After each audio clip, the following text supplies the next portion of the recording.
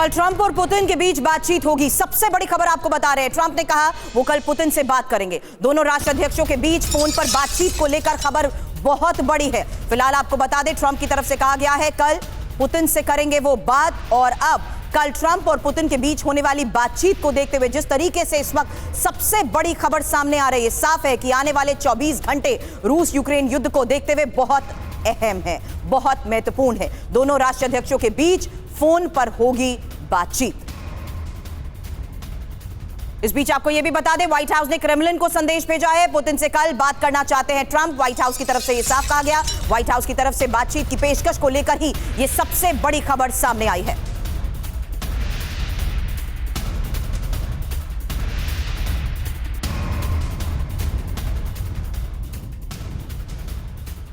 इस बीच सबसे बड़ी खबर यह है, बातचीत पर ट्रंप का यह बयान, हम शांति पर बात करेंगे, युद्ध से कुछ भी हासिल नहीं होगा, जमीनों पर कब्जे पर होगी बात। आपको बता दें, यह बातचीत जिस लिहाज से महत्वपूर्ण मानी जा रही है, उसी को देखते हुए ट्रंप का यह बयान बहुत महत्वपूर्ण है। जहां ट्रंप ने कहा हम शांति पर बात करेंगे, युद्ध से कुछ भी हासिल नहीं होगा, जमीनों पर कब्जे की बात होगी। हालांकि अब जो बातचीत होने वाली है कितनी महत्वपूर्ण होगी। मनीष झा मेरे सहयोगी इस वक्त मॉस्को से हमें ज्वाइन कर चुके हैं। हालांकि ज़ेपोरिज़िया के रास्ते से ही इस वक्त मनीष हमें ज्वाइन कर रहे हैं। और आपको बता दूं, डिफेंस एक्सपर्ट के तौर पर रविंदर सचदेव सर के साथ साथ ब्रिगेडियर शरदेंदु भी हमें ज्वाइन कर चुके हैं। एक सवाल मनीष, इस लिहाज से कि आने वाले वक्त को देखते हुए अब होने वाली ये बातचीत कितनी इंपॉर्टेंट है, क्योंकि ट्रंप का ये बयान जहां वो कह रहे हैं जमीन को लेकर बात होगी, ट्रंप का ये बयान जहां वो कह रहे हैं कि पहले भी बहुत हद तक बातचीत हो चुकी है, तो अब क्या होगी बात? देखिए, इससे बेहतर और क्या हो सकता है कि शांति स्थापित हो जाए। लेकिन जब ट्रंप शांति स्थापित की बात कहते हैं और कहते हैं कि मैं लैंड को लेकर बात करूंगा, न्यूक्लियर पावर प्लांट को लेकर बात करूंगा, मुझे लगता है कि ट्रंप को पहले फोकस करना पड़ेगा रूस के बेसिक कंसर्न पर। उसके बगैर तो शांति नहीं हो सकती है।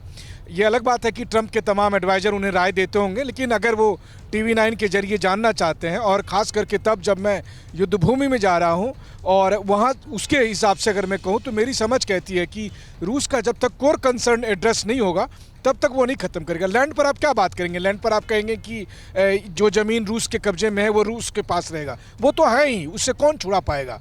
क्या अमेरिका अपने सैनिक भेजकर उसे छुड़ा सकता है? बिल्कुल नहीं छुड़ा सकता है, इसलिए उसकी तो बात ही नहीं है। न्यूक्लियर प्लांट की बात है। न्यूक्लियर प्लांट, जो ज़ेपोरिज़िया न्यूक्लियर प्लांट है, वो रूस के सैनिकों के कब्जे में है। पिछले लगातार 3 साल से ज़ेलेंस्की उस पर हमला करने की कोशिश कर रहे थे, लेकिन भला हो कि रूसी सैनिकों का कि दुनिया का सबसे बड़ा न्यूक्लियर हादसा होने से बच गया। तो मुझे लगता है कि उनकी प्रायोरिटी से अलग जो सबसे मुख्य मुद्दा है कि यूक्रेन का न्यूट्रल स्टेटस होना चाहिए। नाटो सदस्य दुनिया भर में यह ऐलान करें कि हाँ, हम यूक्रेन को कभी अपना मेंबर नहीं बनाएंगे। जब तक ये सब नहीं होगा तब तक शांति नहीं स्थापित होने वाली है। लेकिन हाँ, चलिए देखते हैं ट्रंप और पुतिन जब बातचीत करेंगे कुछ घंटे के भीतर, अगले 24 घंटे बेहद निर्णायक है। और एक बात और सबसे बड़ी बात यह है कि पुतिन चाहते हैं ट्रंप को मौका दिया जाए, ताकि दुनिया ये ना कहे कि जब शांति की बात हो रही थी तो पुतिन ने ट्रंप को मौका नहीं दिया। लेकिन सबसे बड़ी बात है, शांति की बात सबसे पहले किसने की थी? प्रधानमंत्री मोदी ने की थी। उस समय जब कोई कुछ नहीं बोल रहा था, तब प्रधानमंत्री मोदी ने पुतिन से कहा था कि ये युद्ध का नहीं है। फिर ज़ेलेंस्की से भी उन्होंने बातचीत के लिए कहा था। तो मुझे लगता है जब तक आप बैकग्राउंड में जाकर समाधान नहीं तलाशेंगे, ये युद्ध नहीं खत्म।